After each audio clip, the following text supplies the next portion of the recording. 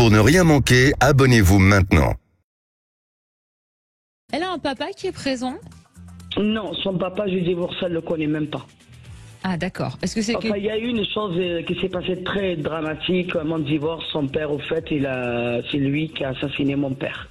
En 97. Elle avait 3 ans et devant elle. À la sortie de l'école. Oui. En effet, c'est dramatique. Très dramatique, oui. D'accord. Donc ça peut expliquer aussi son comportement qui a changé selon vous? Je ne sais pas, parce que pourtant on en a discuté, je lui ai bien expliqué qu'elle n'y était pour rien. C'est pas le fait qu'elle était présente que c'était de sa faute, c'est pas qu'on divorce qu'elle était de sa faute. Je lui ai dit non, tu n'y es pour rien.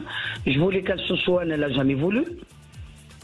Elle n'a jamais voulu voir de thérapeute non plus pour en parler? Elle n'a jamais voulu voir de thérapeute, que moi j'en ai vu pas mal, parce que à ce jour, ça fait 25 ans, j'ai du mal à faire le deuil. Donc c'est parti de conflits, ces échecs, d'un échec à un échec, et voilà. Ces relations sentimentales, c'est des échecs. Professionnelles, c'est pareil. Et à chaque fois que ça ne va pas dans sa vie, c'est de ma faute. C'est de ma faute. Ça faisait combien de temps qu'elle vivait chez vous, quand vous nous aviez appelé? Un an. D'accord. Et vous lui demandiez de partir? Oui, les derniers temps, oui, quand elle a commencé à me manquer de respect, c'est-à-dire comme d'habitude, elle m'a toujours manqué de respect depuis l'âge de 17 ans. Ça fait 17 ans, depuis l'âge de 13 ans, donc elle n'a jamais changé. Donc les derniers temps, j'ai essayé de reprendre quand même ma vie en main, ma maison. Et là, je vous dis sincèrement, j'ai été très, pas agressive, mais j'ai été très directe tous les matins. Quand elle me disait non, tu me parles pas, tu parles pas à mes enfants, je dis il n'y a pas de souci, si tu veux pas que je parle à personne, ben, tu dis ce qu'il te reste à faire. Tu prends tes enfants, tu t'en vas, parce qu'ici c'est chez moi. D'accord. Et malgré ça, elle restait chez vous? Elle restait chez moi. C'est-à-dire les derniers temps, les dernières semaines que je commençais à lui dire ça parce que je n'osais pas à cause des enfants. Il y a deux quand même, il y a 2 bébés. Oui, forcément. Alors donc quand vous nous aviez appelé, c'est à moi de les protéger. Bien sûr. Quand vous nous aviez appelé, donc Alexandre, vous avez prédit qu'elle partirait dans les 2 semaines maximum. D'accord. Et au bout d'une semaine, elle est partie. Elle est partie. Bon. Alors, est-ce que depuis, elle vous a donné de ses nouvelles ou pas? Non, j'ai de ses nouvelles. Je sais que donc elle a vu l'assistante sociale, elle lui a donné un appart-hôtel, donc elle est à l'hôtel. D'accord. Donc elle n'est pas à la rue déjà. Oui, c'est essentiel. En sachant, bien sûr, je lui ai laissé ma voiture parce qu'elle n'a pas de voiture. Donc voilà. D'accord. Bon, alors, Alexandre, c'est une prédiction qui s'est réalisée très justement. Apparemment, oui. J'aurais bien voulu poser une autre question à Alexandre après. On va y venir, bien sûr, on va y venir. Donc vous aviez dit dans les 2 semaines, et il se trouve qu'elle est partie 1 semaine après. Donc, c'est une prédiction qui s'est réalisée. Et votre question aujourd'hui est laquelle, Nejma? Ma question. Moi, je suis d'origine kabyle. Donc, je vais partir en Kabylie. Bien sûr, la Kabylie, elle est en Algérie. Je pars dans la crainte. Et j'aurais bien voulu savoir, est-ce que mon séjour va bien se passer ou pas? Pourquoi la crainte de quoi? Je l'ai dit hors antenne, et je ne sais pas si on vous l'a dit. Non. La crainte de la répression, la crainte de tout. Oui, du contexte. Du contexte par rapport à la Kabylie, voilà. D'accord. Vous aimeriez partir quand? Je pars d'ici un mois, dans un mois exactement.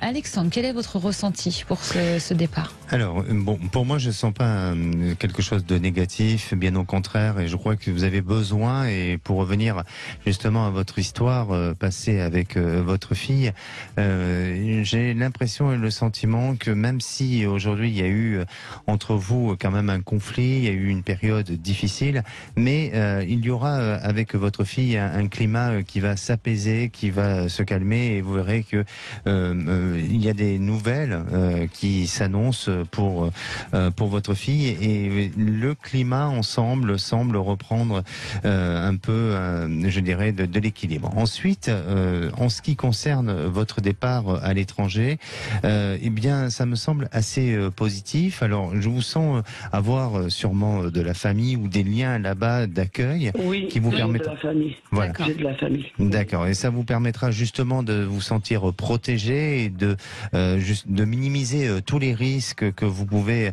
ou craindre ou que vous pouvez avoir sur place. Et pour moi, il n'y a pas de grands risques à prévoir. Après, il semblerait que vous ayez la possibilité de décider quelque chose là-bas sur place. Alors ça peut être au niveau familial, peut-être que ça peut être soit par rapport à un lieu, une habitation ou une habitation. Je vais vous le dire, depuis 13 ans que j'ai perdu un mari. En fait, sa famille m'ont complètement exclu de ma maison. C'est ma maison.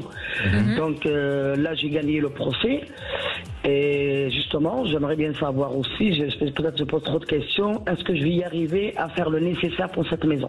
Oui, eh bien, il me semble que oui, parce que on dirait que justement vous allez dans cet esprit-là, dans cette démarche, d'aller peut-être éclaircir une situation, d'aller vers quelque chose qui va permettre de pouvoir revenir avec des réponses à tout ça et avec plus de précision sur l'évolution de ce projet-là ou de ce dossier-là. Et vous verrez que, eh bien, il y a même une possibilité de prolongation sur votre déplacement, sur votre séjour. Donc c'est peut-être quelque chose, enfin, ou en tous les cas un temps qui se prolonge de peu. Ce n'est pas sur plusieurs semaines, mais peut-être de quelques jours. Et cette prolongation n'est pas liée au fait de blocage ou de difficulté, mais tout simplement d'une volonté et de voir aussi éclaircir ou repositionner les choses dans pour l'avenir. Donc restez confiante et pas de crainte. Et puis surtout, ce déplacement vous portera peut-être chance pour arriver à débloquer une situation sur ce projet familial. Et on vous le souhaite, Nejma. Merci beaucoup d'avoir été avec nous sur Sud Radio. Allez, on verra dans un instant comment reprendre le contrôle de sa vie. Et on vous attend sur Sud Radio 08. Depuis presque 15 ans. Sud Radio, c'est votre avenir, le sujet du jour.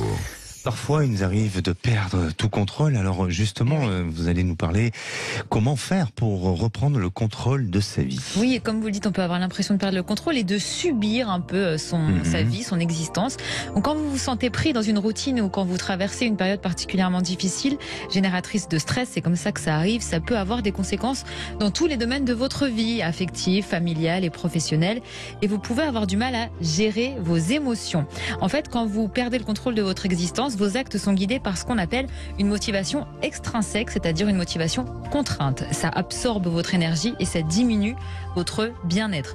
Mais rassurez-vous, il est possible de dépasser tout ça et de reprendre rapidement le contrôle de votre vie. Alors, comment justement reprendre le contrôle de sa vie de manière concrète? Alors, acceptez votre présent. C'est un point d'ancrage important pour reprendre le contrôle de votre vie. Identifiez vos peurs, remettez en question vos croyances, répondez à vos besoins de base pour progresser dans vos objectifs et avoir accès à une motivation plus profonde.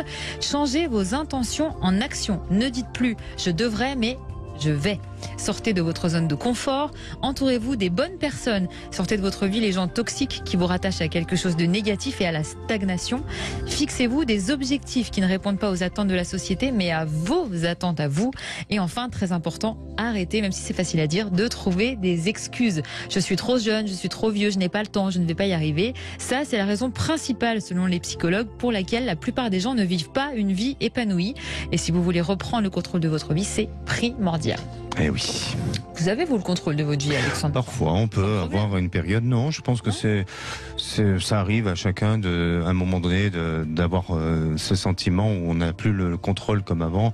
Et c'est important parce que c'est aussi important de se remettre en question. C'est pas donné à tout le monde. C'est pas donné à tout le monde, mais c'est le moment justement pour se poser les bonnes questions. Donc dans cet aspect-là, je pense qu'il faut en tirer du positif. En effet. Marie nous a rejoint. Bonjour Marie. Bonjour Trina, bonjour Alexandre. Bonjour. Bienvenue Marie, vous nous appelez d'où? Du sud-ouest. Ah, du sud-ouest. Alors, au départ, vous avez été, si j'ai bien compris, la maîtresse de votre compagnon? Oui, c'est ça, exactement. Racontez-nous. Pendant 2 ans. Mais quand on s'est rencontrés, il était déjà en relation. Et comme j'avais un gros coup de foudre, quand même, un gros crush, il m'a bien expliqué la situation. Moi, je lui ai laissé la possibilité de choisir, de vouloir commencer une relation ou pas. Et donc, la relation a commencé. Voilà. D'accord. Et donc, pendant 2 ans, nous étions deux à nous le partager, on va dire. Voilà. Et puis, mais bon, j'étais moi au courant, mais l'autre personne n'était pas au courant. Voilà. D'accord. C'était pas égal comme jeu. Voilà. En effet. Et donc, par la suite, alors? Et donc par la suite, depuis un peu plus de 5 ans, on est dans une relation exclusive tous les deux ensemble. D'accord. Et comment ça se passe?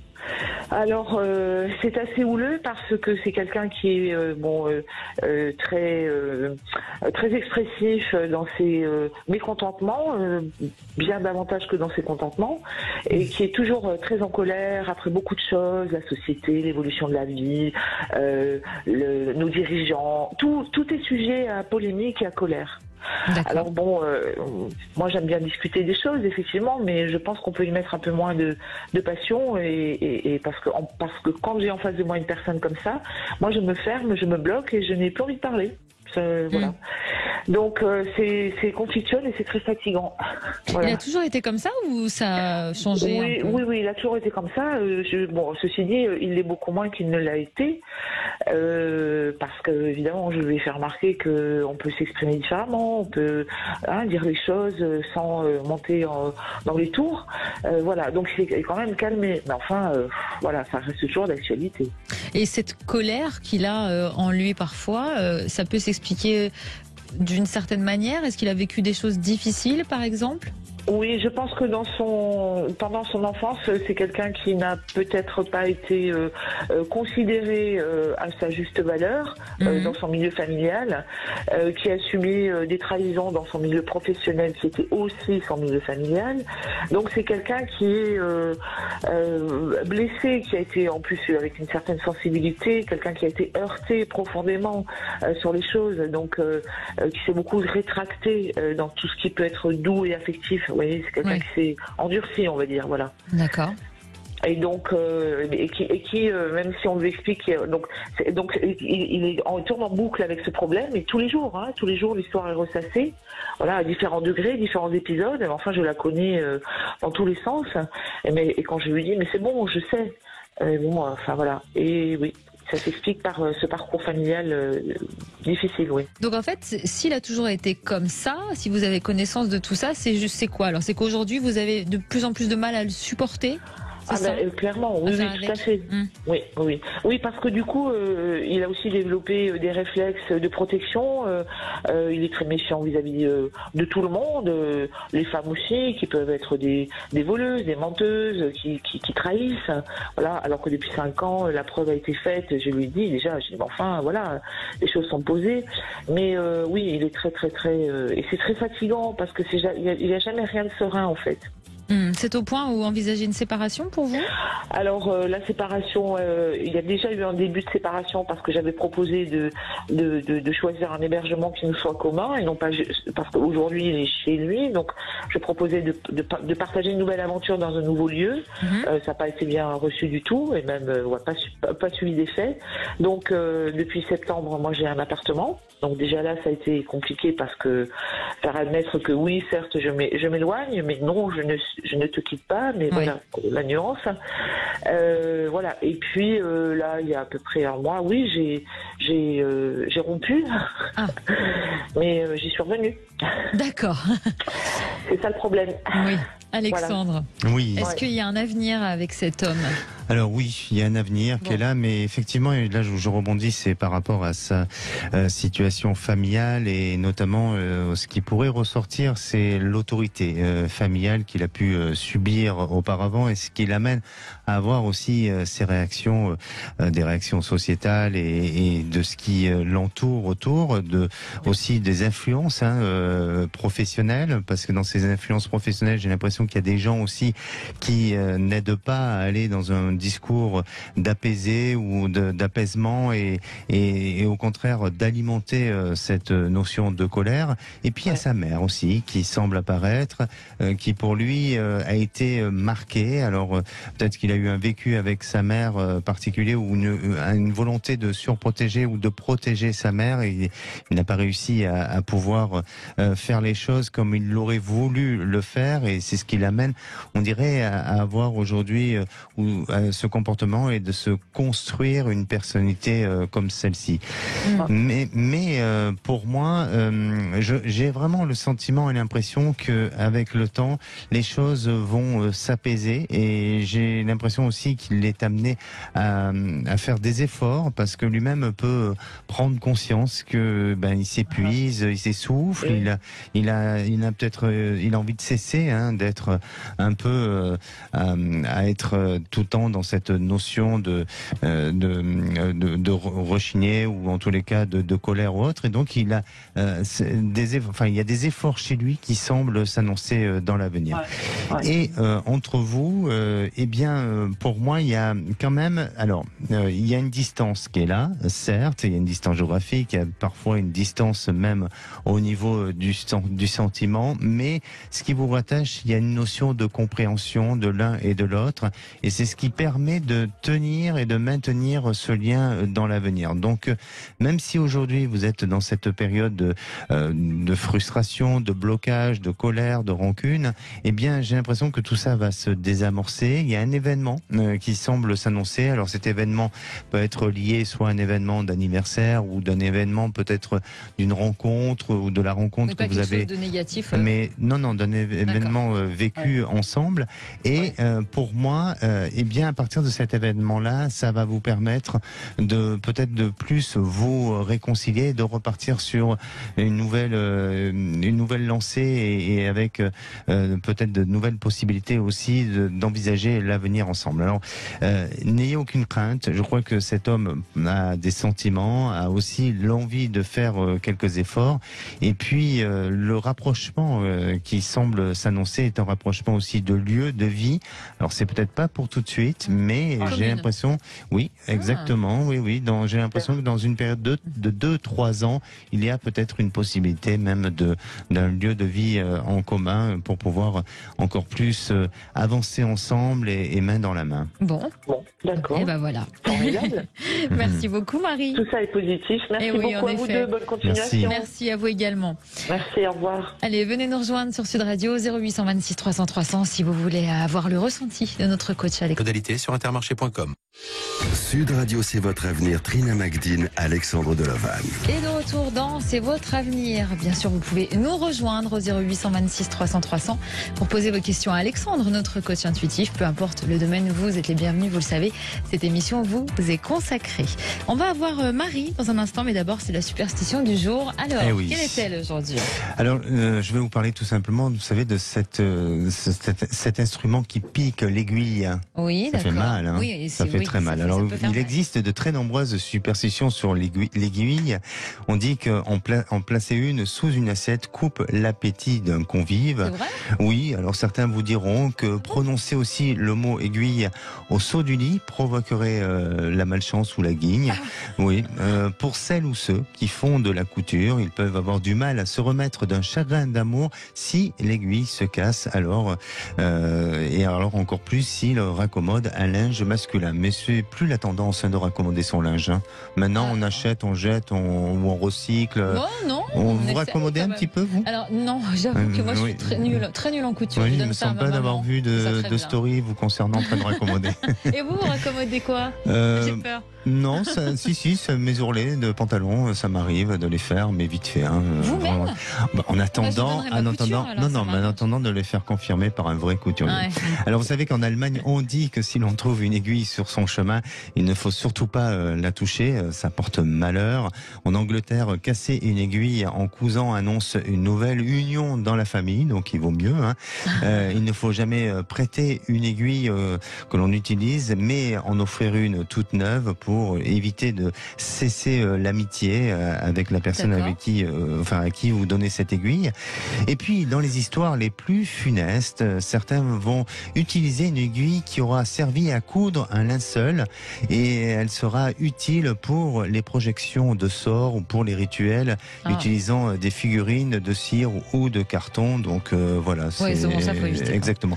Et puis si vous aimez pas quelqu'un, vous savez ce que vous pouvez faire aussi. Non, c'est pas une recommandation utile, mais on peut mettre une aiguille sur le siège et comme ça fait partir la personne. Ça fait mal. Mais non, ça fait pas mal parce qu'elle pique pas. Mais bon, c'est marrant, non? Non, Ah. c'est pas marrant. Non, mais Allez, moi, c'est ce que une j'ai très mauvaise retenu, idée. c'est l'aiguille sous l'assiette pour couper l'appétit. Dans le cadre d'un régime, c'est génial. Du coup, faut essayer. Mais écoutez, essayez demain. Je me demande Oui, comment ça mettez peut ça. marcher, mais. Bah, Attends, oui. à tester. On À testera. tester, C'est mais quoi? alors, Testez-le, je le oui, teste. oui, oui. Et puis pour que ça marche vraiment très efficacement, eh ben, n'hésitez pas à mettre plusieurs aiguilles sous votre assiette. Bah Peut-être oui, que là, tant vous qu'à mangez faire, pas du pendant tout. une quoi. semaine, on Voilà, mange exactement. À mon avis, c'est même pas la peine de commencer à préparer le repas. Hein. Ah, c'est clair. On retrouve Marie. Bonjour Marie. Bonjour bonjour Trina, bonjour Alexandre. Bonjour. Bienvenue Marie. Merci et je voulais d'abord vous remercier pour votre émission et pour les éclairages qu'elle apporte. C'est très gentil. Voilà. Merci Marie. Vous vouliez réagir Et- à notre sujet sur la blessure du rejet? Oui, sur la blessure du rejet, tout est parfait. J'interviens aujourd'hui et c'est vraiment un lien avec reprendre le contrôle de ma vie.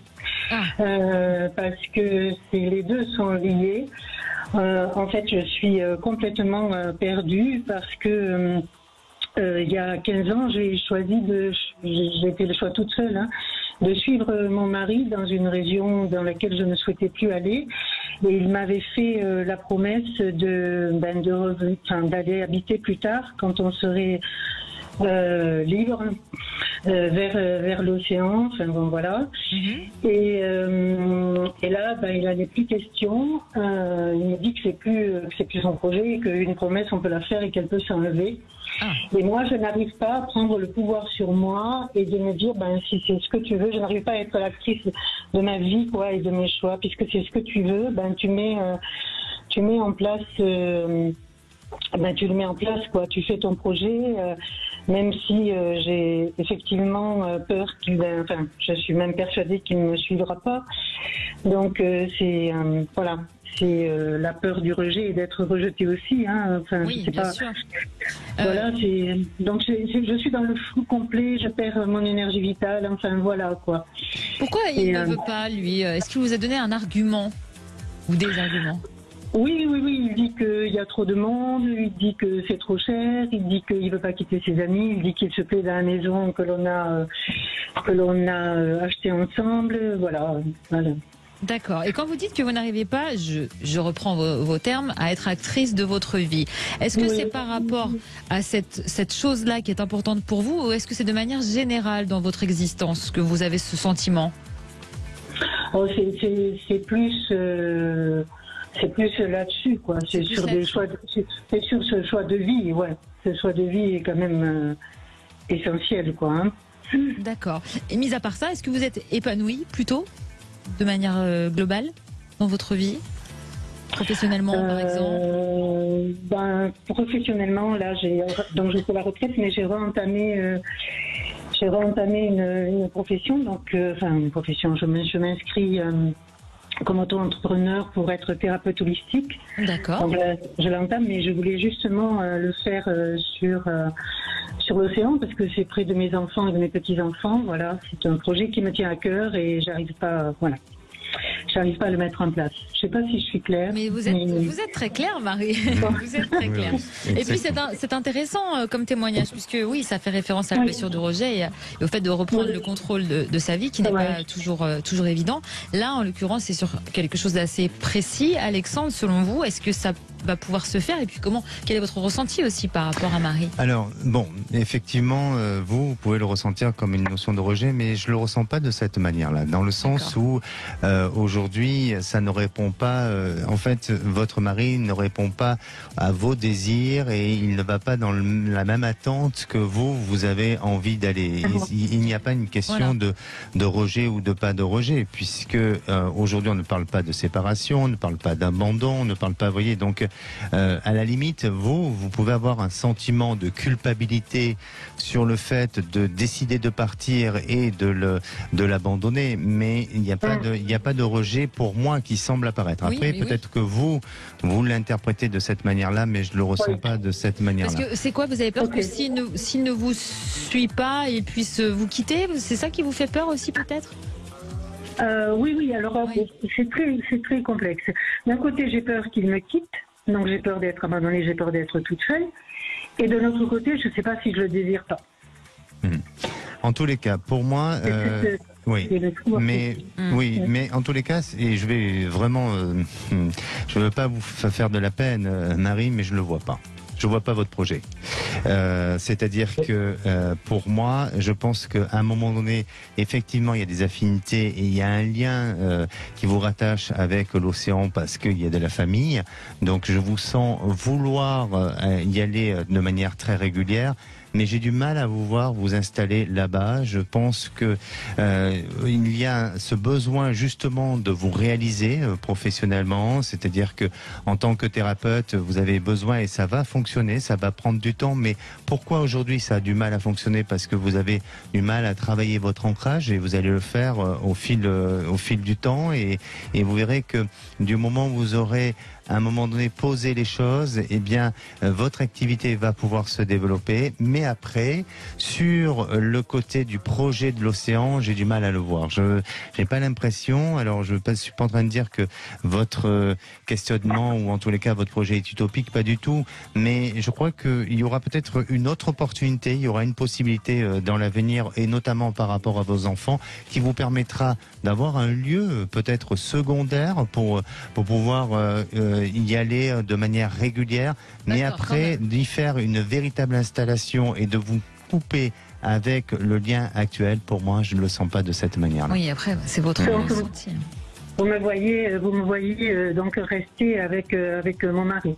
Ah oui, je sens qu'il y a une continuité, mais vous avez besoin effectivement de peut-être de vous nourrir de cet endroit, de cet espace géographique tel que l'océan. Donc il y aura des déplacements, il y aura, vous voyez, il y a quelque chose qui semble se faire, mais vous y installez complètement, même si voilà, il y a un grand désir. J'ai du mal à le voir. Maintenant, à vous de prendre votre décision et de ne pas être influencé par ce que je vous dis. Marie, est-ce que vous avez peut-être essayé de voir un ou une thérapeute pour travailler sur ces peurs et le lâcher prise un peu? Vous avez essayé? Oui, j'ai essayé, oui, effectivement, oui. Mais c'est vrai que par rapport à mon mari, chaque fois que je suis avec lui, j'arrive pas à trouver mon énergie, quoi. C'est vraiment, il me tire vers le bas, même s'il le veut pas. C'est pas sa faute, c'est moi qui. Mais pourquoi vous avez cette sensation qu'il vous tire vers le bas? Parce que il bouge pas, il a pas de projet, il est. C'est ça. Mais aujourd'hui, ce qui est important, c'est de retrouver l'ancrage. Et aujourd'hui, c'est votre fragilité, c'est que vous vous ennuyez un petit peu dans votre couple. Et il faut, vous déjà, avant toute chose, c'est de retravailler cet ancrage pour pouvoir redéfinir et retrouver des objectifs de vie, et donc des projections. Et vous savez, parfois, on a le sentiment qu'on peut être heureux dans des endroits qui ont un effet paradisiaque et on n'est pas forcément heureux dans ces endroits-là. Donc, ce qui est important, j'entends ce que vous dites par rapport à votre mari, mais aujourd'hui, vous vous accompagnez et je vous sens vous accompagner encore des années, pour ne pas dire peut-être jusqu'à la fin, mais ce qui est important, c'est de travailler votre ancrage, de travailler aussi votre passion, c'est-à-dire celle d'apporter, de transmettre aux autres, et puis de donner par rapport à votre petite famille avec les enfants, de donner du temps, aussi d'apporter de l'échange, des choses comme ça. Et ce que vous attendez de votre mari, ça changera pas forcément, mais ne lui en voulez pas, il est comme ça, il s'est construit de cette manière. Non, je viens de pas. C'est pas lui, c'est moi qui me met en question. Parce que quand je suis avec lui, je suis dans la soumission. Bon, voilà, j'arrive pas à apprendre à être maître de moi. Mais ça, c'est moi. C'est pas lui, c'est sûr. Ok. On espère que ça vous a éclairé, en tout cas, tout ça, Marie. Écoutez, oui, je vais accueillir ça et puis. Et travailler sur l'ancrage, donc c'est ça, Alexandre, que vous ressentez. C'est ce qu'il faut faire justement sur le sujet du contrôle de son existence, c'est d'être sur l'ancrage. Sans cesse. Il faut essayer sans cesse. C'est un travail quotidien. Et oui, c'est pour ça que c'est dur. Merci beaucoup pour votre témoignage, Marie. Merci à vous. À bientôt. Prenez soin de vous. Au revoir. Merci. Allez, on passe à l'ange du jour, Alexandre. Quel ange on célèbre le 20 avril? Quelle fête, quel dicton, quel anniversaire? Eh bien, écoutez, ce 20 avril, Trina, c'est la Sainte Odette. Ah, Un bonne petit fête. dicton météorologique. Quand avril se met en fureur, il est le pire des laboureurs. Ah bah en plus, dites donc. Ça, oui, ça blague pas, hein. ah oui, ça rime bien. Alors, l'ange qui gouverne cette journée, c'est le Cabel. Il vous ouvre les yeux sur l'argent mal dépensé. Il vous protège de toute manipulation et exploitation en votre rencontre. Il donne patience aux perfectionnistes insatisfaits. Et sa formule d'invocation est celle de dire « Ange le Cabel, viens à moi avec ta grâce et ta lumière et regardons ensemble ce que je dois améliorer dans ma vie. » Oui. Alors vous pouvez aussi l'invoquer en visualisant la couleur bleu clair et pourpre. Sa pierre de chance, c'est la pierre de lune. Alors la pierre de lune, On aime bien. oui, c'est une pierre symbole de féminité universelle. Elle est chargée d'une énergie douce et apaisante. Son nom vient de son éclat opalescent et de ses reflets nacrés semblables un peu à la lune. Et on trouve des gisements de cette pierre au Sri Lanka, à Madagascar, en Inde et en Australie. Et cette pierre est quand même symbole de féminité. C'est une pierre d'harmonie, une pierre de protection par apaisement et aussi une pierre anti-stress. Voilà. Bon. Pas de anniversaire. Non, pas de souvenir. Non. Oui, donc. Je sais pas ce qui s'est passé férié là. Oui, c'est férié aujourd'hui. Voilà, tout simplement. Bon, allez, c'est pas grave. On va partir sur le groupe Facebook. C'est votre avenir que je vous invite à rejoindre. On va prendre le message de Claire qui nous dit: j'ai rêvé que j'avais plusieurs jambes. Ah. Comment l'interpréter? Combien de jambes? Alors, elle ne mentionne pas. C'est pas très clair, tout ça. Pour Claire. De Claire.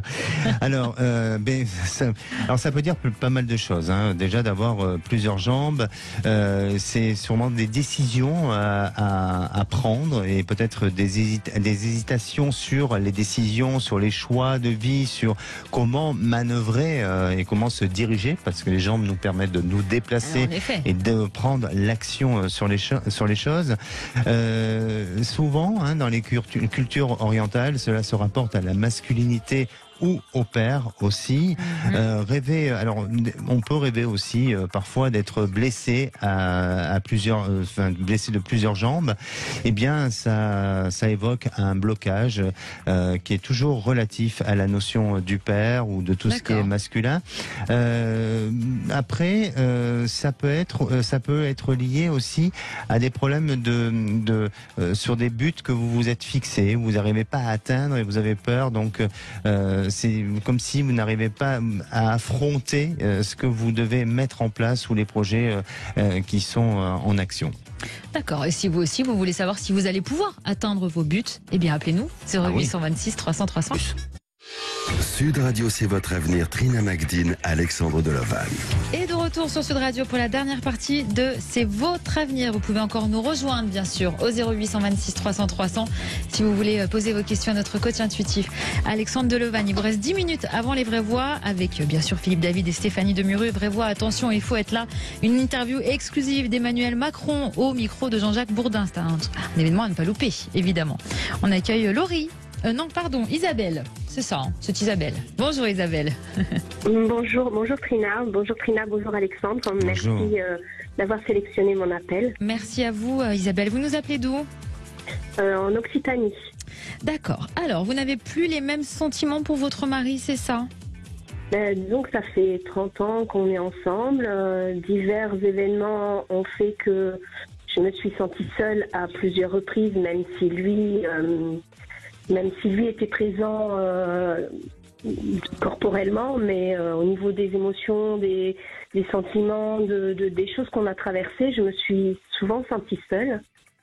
Et aujourd'hui, j'ai plus confiance aux échanges qu'on peut avoir. Enfin, on en a très peu déjà parce qu'il parle très peu. D'accord. Donc j'ai l'impression, ça fait plusieurs années, je lui ai dit plusieurs fois, j'ai l'impression, d'avoir face, quand j'ai besoin de parler, de faire des monologues, d'avoir un mur, et petit à petit je me suis rendu compte, que je l'aimais plus.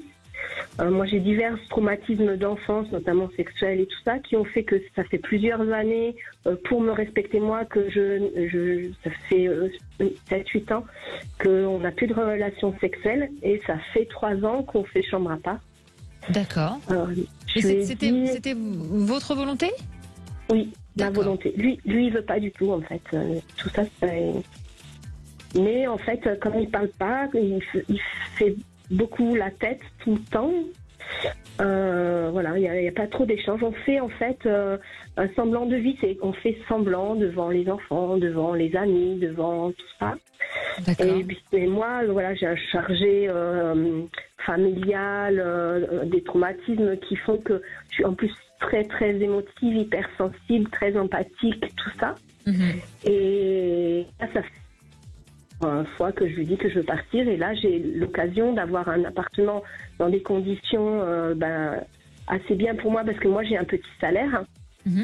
Mais en fait, j'ai commencé des démarches, mais je recule. Mais j'ai eu une conversation avec lui encore récemment. Lui, il fait son mea culpa, c'est du gâchis. Pour ton petit bonheur personnel, tu te rends compte tout ce que tu vas gâcher, anéantir, machin. Et du coup, moi, je fais un pas un peu comme dans toute ma vie. D'ailleurs, je fais un pas en avant, deux pas en arrière. Je me torture émotionnellement parce que je pèse le pour, le contre. Est-ce que ça vaut le coup pour mon petit bonheur personnel que je ne suis pas sûre d'avoir, de mettre en branle tout.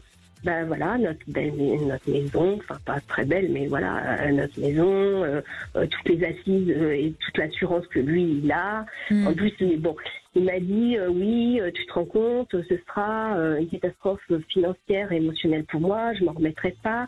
Et moi, j'assume pas le fait, même si je l'aime plus d'amour, je l'aime beaucoup, et j'assume pas d'être responsable de sa déchéance, oui. Enfin, si jamais il ne se remet pas de ça, voilà. Oui, d'accord. Est-ce que vous êtes suivi par un thérapeute pour tout ce que vous avez vécu ? Et lui, il vient avec vous parfois ? Vous faites des thérapies de couple ? Alors, on en a fait une très récemment. Enfin, on est allé à un rendez-vous, mais très récemment parce que je lui ai dit que voilà, je partais.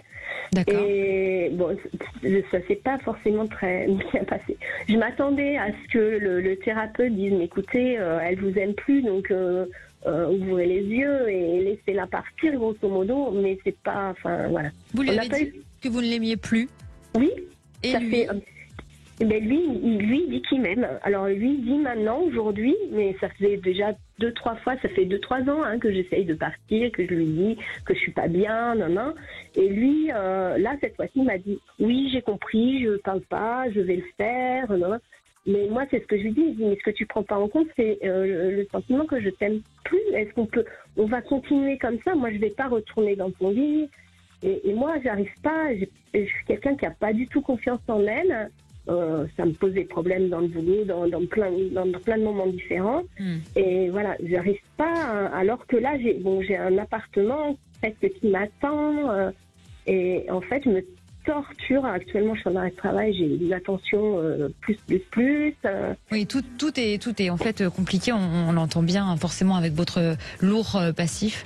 Alexandre, quel avenir vous percevez pour Isabelle? Pour moi, Isabelle, bien sûr qu'il y a des traumatismes et qui sont bien profonds par rapport à ce que vous avez vécu. Et je crois que même si vous êtes aidé, si vous êtes suivi par des thérapeutes, il faut vraiment continuer dans cette démarche pour arriver à un moment donné à gagner de la confiance en vous, parce que il y a une perte de confiance totale. Et à la fois aussi, et là je veux pas du tout porter un jugement ou de vous amener vers une responsabilité, mais attention de ne pas à un moment donné trop responsabiliser votre compagnon et de le rendre justement responsable de ne pas pouvoir vous prendre votre propre décision, parce que cette décision aujourd'hui elle vous appartient. Lui il vous aime, vous ne l'aimez plus, donc c'est à vous à prendre cette décision et non pas à lui à décider, puisqu'il vous aime. Lui il ne voudra jamais vous laisser partir. Et donc pour moi j'ai l'impression que vous attendez, et c'est mon ressenti, mais vous attendez un peu son aval pour pouvoir changer les choses, alors que c'est à vous à prendre les choses en main. J'ai envie de dire. Est-ce que c'est réellement conscient d'attendre son aval? Parce que à cause des traumatismes. En tous les cas, ce que je ressens, c'est que le besoin de Isabelle, c'est que vous avez besoin de retrouver une certaine forme de liberté, ne pas avoir un sentiment de vivre les choses de manière contraire et forcée. Il faut absolument vous essayer de vous faire aider, de vous accompagner autour de vous avec un entourage suffisamment empathique et qui va vous donner de la confiance, de la force pour pouvoir prendre cette fameuse décision. Alors après, quel est l'avenir de votre couple? Eh bien, vous l'avez énoncé au travers de ces témoignages, l'envie d'arrêter, l'envie de changer, de partir, et ça va se mettre en place, ça va se faire. Après, il faut juste que vous actez les choses de manière à ce que ça se décide et que ça vous permette de vous libérer et de reprendre surtout de la confiance, de l'assurance sur votre existence et de repartir sur un climat beaucoup plus serein. On vous le souhaite très fort, Isabelle. En tout cas, merci beaucoup pour votre témoignage et à très bientôt.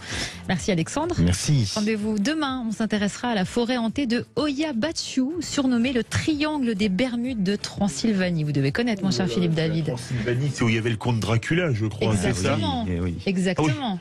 Je préfère des endroits plus calmes pour les vacances. Mais vous savez quoi? Moi aussi. Vous avez raison. Et là, ça va pas être calme pendant les vraies voix. Attention, non, ça va pas être calme. Assez exclusive. Émission exclusive et spéciale sur Sud Radio et rien que sur Sud Radio, puisque vous le savez, Jean-Jacques Bourdin était ce matin à Ganges en même temps que le président de la République et il a fait une interview de 10 minutes du président de la République qui va vous être dévoilée dans quelques minutes dans Les Vraies Voix. Une interview qu'on va décrypter de A à Z. Il fait des annonces et vous verrez, vous pouvez bien évidemment réagir puisque le studio vous est ouvert. C'est comme d'habitude au 0826 300 300. On sera toujours sur du Emmanuel Macron pour le coup de projecteur, puisqu'un sondage IFOP pour Sud Radio sort aujourd'hui.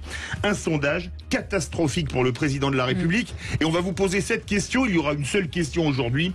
Emmanuel Macron est-il le président le plus détesté de la Ve République? Alors dans tous les cas de figure, vous voulez réagir. Vous pensez que la détestation de Macron est injustifiée. Vous la trouvez justifiée. Ou vous pensez que les Français sont quand même un peu excessifs dans ce domaine? Quoi que vous pensiez. Un seul numéro de téléphone, le 0826 300 300. Avec Stéphanie Demuru, nous aurons un trio de choc ce soir. Philippe Bilger, Françoise Degois et Sébastien Ménard. Inutile de dire qu'en plus, avec la qualité de nos auditeurs, l'émission va être une véritable orgie de débat.